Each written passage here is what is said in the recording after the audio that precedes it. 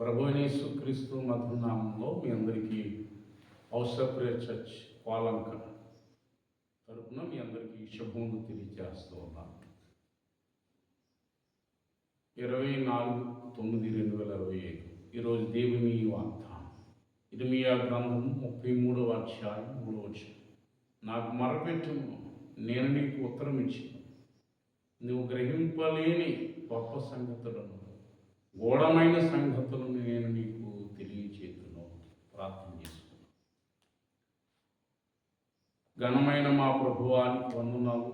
ఈ ఉదయకాలం ప్రభువా, ఈ ప్రార్థనలు ఏకీపిస్తున్నటువంటి ప్రతి కుటుంబాలని నాయన, వారి కుటుంబాల్లో ఉన్న అక్కరలను మీరు తీర్చండి, లోటులు మీరు తీర్చండి. అనారోగ్యాలతో ఉన్న వారిని మీరు ముట్టి స్వస్థపరచండి. వారి బిడ్డల భవిష్యత్తు విషయంలో, ఉద్యోగ విషయంలో కార్యాలు జరిగించండి.